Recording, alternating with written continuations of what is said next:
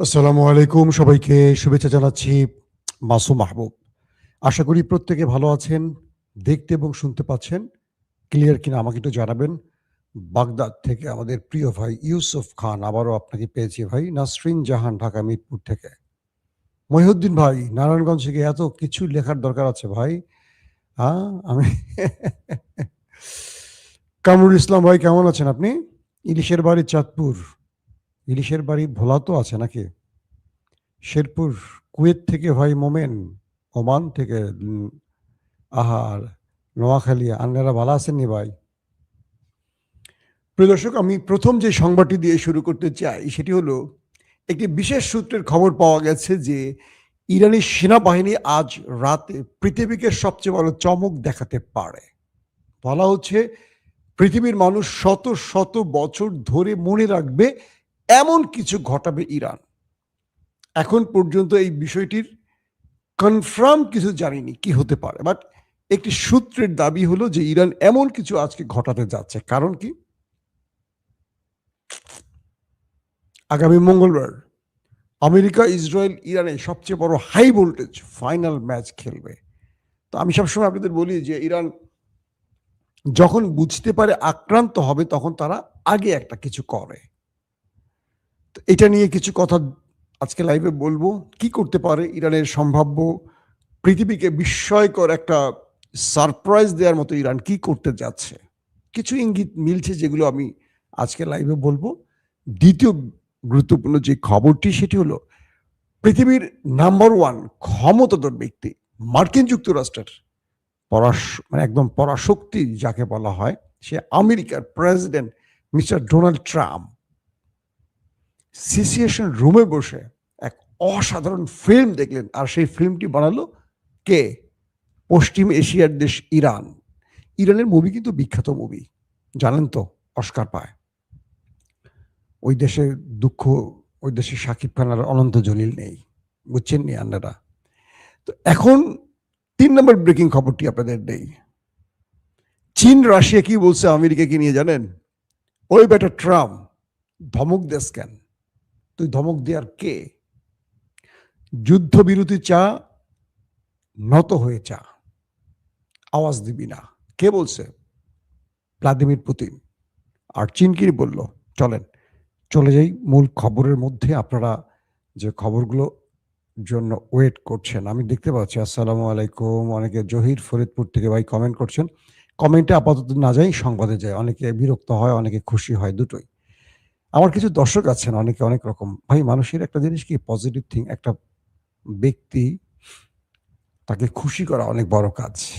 আপনার হয়তো 10 সেকেন্ড সময় নষ্ট হচ্ছে, কিন্তু জীবনে এরকম অজস্র সময় আমরা নষ্ট করি। হাসপাতালে আমরা যখন রুগীর হয়ে থাকি বা রুগীর পাশে থাকি, দেখবেন অজস্র রাত। আমার অনেক প্রিয় মানুষরা আছেন যারা হয়তো এখন হাসপাতালে আছেন, হয়তো কঠিন ব্যাধি নিয়ে আছেন, অথবা সুস্থ হয়ে ফিরে যাবেন। তাদের সময়গুলোকে একবার চিন্তা করেন, তারা কিভাবে নির্ঘুম রাত কাটায়। আল্লাহ তাদের শেফা দান করুক, দোয়া করি। আবার এমনও লোক আছেন যারা রাতে জুয়া খেলে সময় নষ্ট করবেন। সময়টা খুব মূল্যবান। তো মাঝে মাঝে আমার ভাইদেরকে একটু খুশি করতে আমি তাদের নামগুলো উল্লেখ করি, তারা খুশি হন। এটাকে আপনারা নেগেটিভ অর্থে দেখবেন না কখনো। চলেন মূল প্রসঙ্গে চলে যায়। জি শরীফ ভাই, সিলেট থেকে দেখতে পাচ্ছি আপনাকে আমি। ফরিদপুর থেকে জহির। শোনেন, মূল জায়গাটা আজকে বলি। যখন ডোনাল্ড ট্রাম্প তার বাহিনীকে পাঠালেন ইরান অভিযানে, ট্রাম্প তার কমান্ডো বাহিনীকে, মেরিন সেনাদের পাঠালো ইরান অভিযানে। টার্গেট লক হলো ইস্পাহান নিউক্লিয়ার প্ল্যান্ট। কিন্তু তারা দেখালো পাইলট উদ্ধারের নাটক। আজকে দুটো লাইভে এই বিষয়ে ডিটেল বলছি, সেদিকে যাব না, কিন্তু পরবর্তী প্রেক্ষাপটে আসি। তো ডোনাল্ড ট্রাম্প যখন কাসেম সোলাইমানিকে ইরাকের বাগদাদে মিসাইল দিয়ে হিট করে হত্যা করেন, তখনও তিনি সিচুয়েশন রুমে বসে পুরো লাইভ দেখছিলেন। মনে আছে আপনাদের? তো ডোনাল্ড ট্রাম্প এই ব্যক্তি তো একটু কচিখা গ্রুপের লোক, বুঝছেন না? কচিখা গ্রুপ। তার বিরুদ্ধে কিন্তু অ্যারেস্টমেন্ট ফাইল তৈরি হয়েছে, জানেন? অল্প বয়সী মেয়েদেরকে ডট ডট ডট ডট টুট টুট টুট টুট আর কি, বুঝছেন নি? আনারা, এটা হলো সেন্সর টোন। এই মামলা কিন্তু তার ঘাড়ে আছে বলে তিনি এখন আদালতের দৌড়ঝাঁপ শুরু করে দিয়েছে। তো সেই ব্যক্তি ফিল্ম দেখতে পছন্দ করেন, মুভি। তো তিনি সিচুয়েশন রুমে প্রায় বসেন, কন্ট্রোল রুমে প্রায় বসেন। তো তিনি লাইভ দেখেন এবং সঙ্গে সঙ্গে টুইট করেন, আমি আমার বাহিনীকে ধন্যবাদ জানাই, আমার বাহিনী কাসেম সুলাইমানিকে হত্যা করেছে, আমার বাহিনী অমুক তমুক এটা করেছে, আমার বাহিনী কি বলে মাদুরোকে তুলে নিয়ে এসছে, নিকোলাস মাদুরোকে। এগুলো সে বলতে, সিনেমাটিক ভাবে বলতে পছন্দ করেন, তার বীরত্বের গল্প বলতে পছন্দ করেন। ট্রাম্প একটা কথা বলেছে, একটা সুন্দর কথা, যে আমি ব্যর্থ লোকদের আমার সঙ্গে দেখতে পছন্দ করি, যারা কামিয়াব হয়ে গেছে, যারা সাফল্য পেয়েছে তাদেরকে আমি হিংসা করি, কারণ যারা সাফল্য পেয়েছে তারা শুধু আমাকে তাদের সাফল্যের গল্প শোনায়, আর ব্যর্থ লোকরা আমার গল্প শোনে। বুঝছেন নি? মানে গর্ধবদের সে খুব পছন্দ করে, কারণ গর্ধবদের গল্প শোনানো যায়। তো সেই ট্রাম্প 72 ঘন্টা আগে বসছিলেন সিসিশন রুমে। তার প্রায় 1 ডজনের বেশি, 1.5 ডজনের কাছাকাছি বা উপরে এয়ারক্রাফট ঢুকেছে ইরানে। উল্লেখ পাইলট উদ্ধার, কিন্তু পেছনে ইউরেনিয়াম লুট করা টার্গেট এবং প্রকল্প ধ্বংস, অর্থাৎ ইস্পাহানকে ধ্বংস করা। সিচুয়েশন রুমে বসে ট্রাম্প দেখলেন তার বাহিনী নেমে গেল একটা বিশেষ জায়গায়, যেখান থেকে তারা ইউরেনিয়ামের দিকে ছুটবেন। এরপরে C-130 ব্ল্যাক হককে টার্গেট করে যখন ইরান সিরিজ অ্যাটাক শুরু করলো, ট্রাম্প এই দৃশ্যগুলো লাইভ দেখছিলেন। প্রশ্ন করবেন কি করে লাইভ? প্রত্যেকটা সেনাবাহিনীর সদস্যর গায়ে বডি ক্যাম থাকে, জানেন তো আপনারা। সেখান থেকে তিনি সিচুয়েশন রুম থেকে পুরো দৃশ্য দেখছিলেন এবং তার চোখের সামনেই তিনি দেখছিলেন একজন একজন করে সেনা মাটিতে লুটিয়ে পড়ছে। তার C-130 ব্ল্যাক হক, তার MQ-9 রিপার ড্রোন পুরো টুকরো হয়ে যাচ্ছে এবং পুরো ধোঁয়া উঠছে। তিনি দেখছেন তার আরো বেশ কয়েকটি যুদ্ধ বিমান, প্রায় 4টি মোট, সব মিলে 12টি এয়ারক্রাফট ধ্বংস হয়ে গেছে তার চোখের সামনে। তিনি সেই ডিপার্টমেন্টকে দেখলেন, তার এক কর্নেল আহত হয়ে মাটিতে পড়ে গেলেন। তখন তিনি বললেন, দ্রুত তোমরা ফিরে আসো, গেম ওভার। পুরো দৃশ্যটা থেকে তিনি কেন এই নির্দেশনাটি দিলেন, যে সূত্রগুলো বলছে যে ট্রাম্প যে উদ্দেশ্যে ইরানে এই বাহিনীটিকে পাঠিয়েছিলেন সেটি ছিল ইস্পাহান ধ্বংস করে ইউরেনিয়াম নিয়ে আসা। কিন্তু ট্রাম্প তার চোখের সামনে দেখলেন 2 বিলিয়ন মার্কিন ডলারের অস্ত্র ধ্বংস হয়ে গেছে। মাত্র একজন পাইলটের জন্য এত বিশাল ক্ষতি হওয়ার কথা না, এতগুলো মার্কিন কমান্ডোর প্রাণ গেল ইরানের অ্যাটাকে, তিনি কল্পনা করেননি। ট্রাম্প এখানে দুটো গেম করতে গেছেন। এক, ইরানের ভেতরে কমান্ডো স্টাইলে অপারেশন করলে প্রতিক্রিয়া কি হতে পারে, নাম্বার 1। নাম্বার 2, ইরান তার এই ধরেন মার্কিনীদের 500, 1000, 1200 এইরকম কমান্ডোকে যদি মোকাবেলা করতে না পারে, তাহলে আমেরিকা খার্ক আইল্যান্ডে আরো বড় অপারেশনে কমান্ডো বাহিনী পাঠাবে। কিন্তু ইরান এই প্রতিক্রিয়া দেখানোর পর ট্রাম্প লাইভ সেই দৃশ্যগুলো দেখে বুঝতে পারলেন ইরানের ভেতরে অ্যাটাক করে বেরিয়ে আসা খুব টাফ হবে। দুটো কারণে। এক, ইরানকে স্যাটেলাইট তথ্যগুলো, রিয়েল টাইম স্যাটেলাইট যে তথ্যগুলো, এগুলো প্রতিনিয়ত রাশিয়া এবং চীন পৌঁছে দিচ্ছে। কখন মার্কিনীদের বিমান উঠছে ইরান জানে, ইরানকে বলে দেওয়া হয়। ইরান তখন থেকে তাদের প্রত্যেকটা টার্গেটকে লক্ষ্য করে মিসাইলকে লক করে, তাদেরকে অ্যাটাকের পরিকল্পনাকে সিলেক্ট করে। তো বলা হচ্ছে মিস্টার ট্রাম্প সিচুয়েশন রুমে বসে তার পুরো পরাজয়টি তিনি দেখেছেন, ইরানের হাতে তার বাহিনীর পরাজয়, মার খাওয়া দেখেছেন। তিনি মুখে বলছেন না, কিন্তু প্রচুর সেনা চলে গেছে, তাদের দেহ খুঁজে পাওয়া যাবে না। কারণ যে বিমানগুলোতে হিট করা হয়েছে, 12টি এয়ারক্রাফট, আকাশযানকে ধ্বংস করা হয়েছে, তার মধ্যে তারা ছিলেন, পুরে ছাই হয়ে গেছে। এটা হয়েছে মার্কিন ইতিহাসের সবচেয়ে বৃহত্তম লজ্জাজনক পরাজয়, যেটা আজকে সিআইএ এর প্রধান এবং কয়েকজন সিআইএ অফিসার, সাবেক গোয়েন্দা বাহিনীর এই টপ লিডাররা বলছেন আমেরিকাকে ট্রাম্প বেজ্জতি করে ছেড়ে দিয়েছে, ইরানের কাছে না, বিশ্বের কাছে। আসেন 2 নম্বর খবর। ভ্লাদিমির পুতিন ডোনাল্ড ট্রাম্পকে উদ্দেশ্য করে বলছে, হেই ট্রাম্প, তুমি কথায় কথায় ধমক দেওয়ার কে? তুমি ধমক দাও কাকে? যে ইরানের কাছে মার খায় সে ধমক দেয় কি করে? তুমি যুদ্ধবিরতি চাও, মাথা ঠান্ডা করে আলোচনায় আসো। তুমি আলটিমেটাম দেওয়ার কে? 24 ঘন্টা, 72 ঘন্টার আলটিমেটাম দেওয়ার তুমি কে? কে বলছে? ভ্লাদিমির পুতিন, ডোনাল্ড ট্রাম্পকে। বুঝছেন নিয়ান্নেরা? এখন এই পরিস্থিতির মধ্যে ভ্লাদিমির পুতিন এখন মাঠে ওপেন নামছেন। তিনি বলছেন যদি যুদ্ধবিরতি চাও তোমাকে আলোচনায় বসতে হবে। তুমি ধমক দিবা, আলটিমেটাম দিয়ে তুমি যদি আলোচনা করো, সেই আলোচনা হবে না। আজকে প্রথম না, দ্বিতীয় লাইভে বলেছি, পাকিস্তানকে আমেরিকা ব্যবহার করছে ইরানের সাথে যুদ্ধবিরতির জন্য। পাকিস্তান সেনাপ্রধান ফিল্ড মার্শাল আসিফ মনির তিনি এসেছিলেন, মানে তিনি ইরানের সাথে সমঝোতার আলোচনা করেছেন।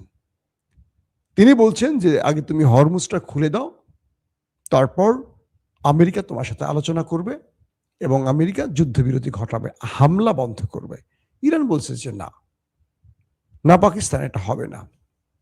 তুমি ট্রাম্পকে গিয়ে বলো আমি যে শর্ত দিচ্ছি সেই শর্ত তোমাকে আগে মানতে হবে। কি?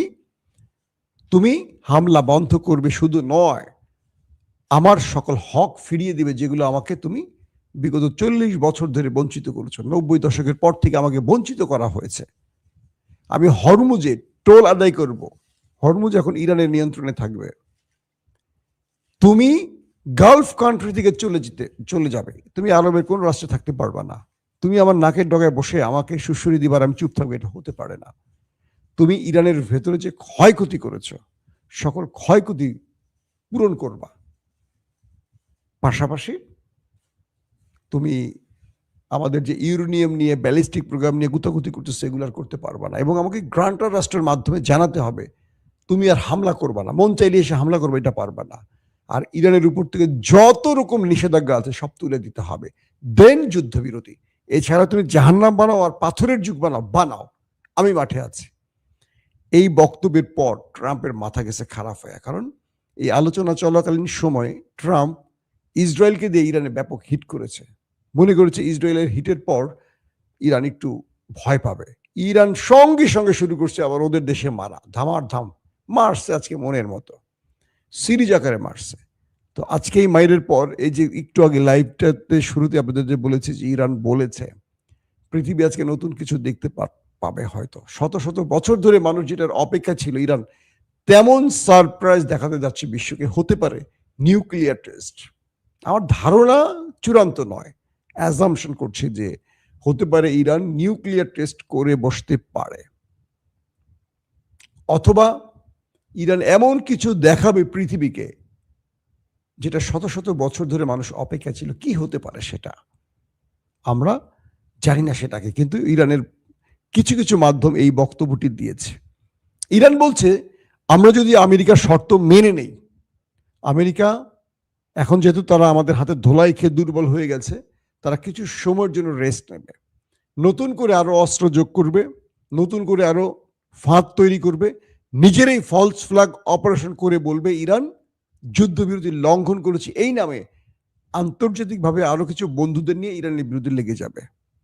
আবার আমরা যদি শর্ত মেনে হরমুজ খুলে দেই, ওই দেশ দুটো তারা পৃথিবীকে বলবে আমরা পরাজিত হয়ে গেছি, তারা বিজয়ী হয়েছে, বাট তারা আমাদের পরবর্তী আর কোনো শর্ত মানবে না। এরা বিশ্বাসঘাতক এবং এরা প্রতারক। সো সকল শর্ত আগে মানো, তারপর হরমুজ বিষয় সিদ্ধান্ত আসবে। বুঝতে পারছেন? ইরান একদম পাকিস্তানকে দিয়ে ডোনাল্ড ট্রাম্পকে ডাইরেক্ট বলছে তোমার যা খুশি করো, আমাকে হুমকি দেওয়া লাগবে না, বাট এইটুকু মনে রাখো তুমি যা করবা সেম কাজটি আমিও করব। তুমি আমাকে একটা মারলে আমি তোমাকে একটা মারবো, তোমাকে দুইটা মারবো, কিন্তু আমি মারবো তোমাকে, আমি হাত গোটায় রাখবো না। তো এই পরিস্থিতিতে আমেরিকা কোনোভাবেই কুল পাচ্ছে না। 48 ঘন্টার জন্য যুদ্ধবিরতি ভিক্ষা চেয়েছে ইরানের কাছে, ড্রাম চাচ্ছে, বুঝিনি, কিন্তু সে মানে ইরান রাজি হয় নাই। এরপর 45 দিনের চেয়েছে, ইরান ডাইরেক্ট পাকিস্তানকে বলছে না এটা হবে না, আমার শর্ত মেনে আসো, আমাকে কোনো ফাঁকি দিয়ে প্রতারণা করবো, প্রতারকদের সাথে বারবার আমি এটা করবো না। তুর্কি সিরিজ যারা দেখছেন দেখবেন ওরা কিভাবে বাইজেন্টাইন যারা আছে কিভাবে প্রতারণা করে। তো এরকম প্রতারণা ইরান আর সহ্য করবে না। চীন রাশিয়া ইরানের পাশে শক্তভাবে দাঁড়িয়েছে। চীন বলছে, ঠিক আছে, তুমি যুদ্ধবিরতি চাও, আমি ইরানের সাথে যুদ্ধবিরতি ঘটাবার জন্য দুতিয়ালি করবো, মধ্যস্থতা করব।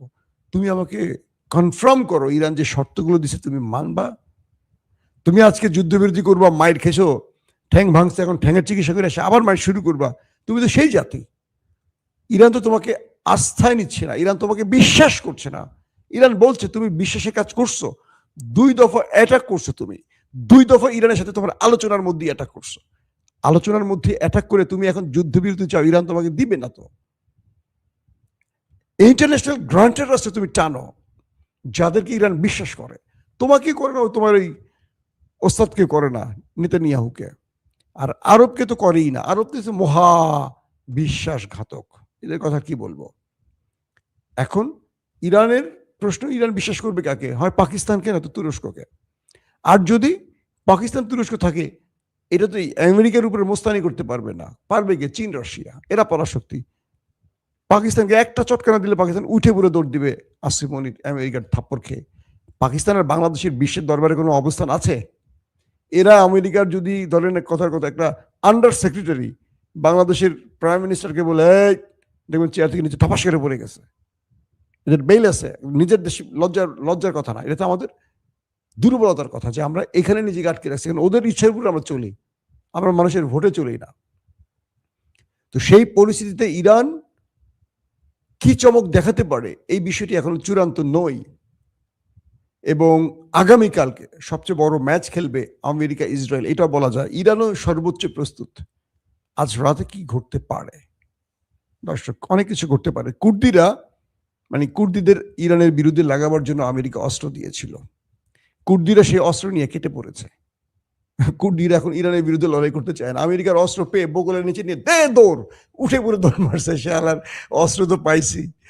এইবার ট্রাম্প বসে মাইন কাছি, ভাই হায় হায় রে, অস্ত্র গেল, কুর্দিও গেল, ইরানের বিরুদ্ধে কেউ লাগতে চায় না। ঘটনা কি বুঝতে পারছেন? এখন সবাই ইউরোপ, ফ্রান্স ফোন দেয় গোপনে গোপনে, হ্যাঁ ইরান তেল লাগবে, তোমার পক্ষে কিন্তু আমি কথা বলছি, দেখো আমার ভূমি ব্যবহার করতে দিই নাই, আকাশ ব্যবহার করতে দিই নাই।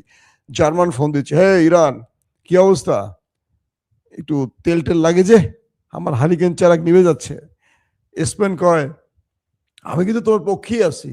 ইরান স্পেনের জাহাজ যেতে দিছে, তুমি আমার পাশে একদম ঠিক জায়গায় আছো, তুমি আমার প্রকৃত বন্ধু। এখন ইউরোপ ইরানকে ফোন দেয়, চুপি চুপি যোগাযোগ করে। আর একটা মজার কাহিনী ঘটছে, ইরানের যারা রাষ্ট্রদূত, পৃথিবীর প্রতিটা দেশে ইরানের এম্বাসি আছে না, ওইখান থেকে এরা একটা খেলা শুরু করছে। এরা আসলে মিডিয়ায় ওস্তাদ। ইরান কি করছে শোনেন। এরা কি করছে, ট্রাম্পের বিরুদ্ধে, আমেরিকার বিরুদ্ধে এমন এমন ট্রল করতেছে পুরো দেশে বসে।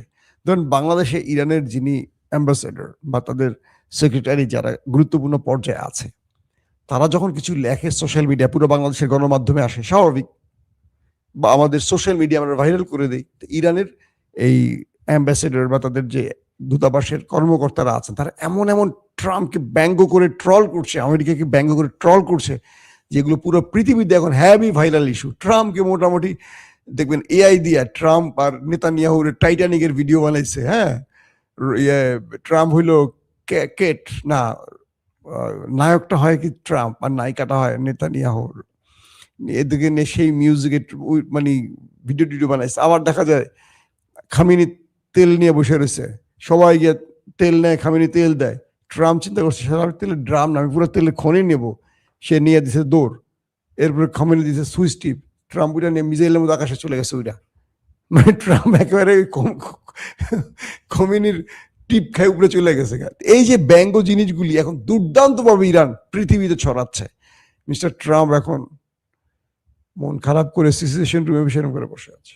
হাই ইরান, এটা কি হলো? আল্লাহ হাফেজ।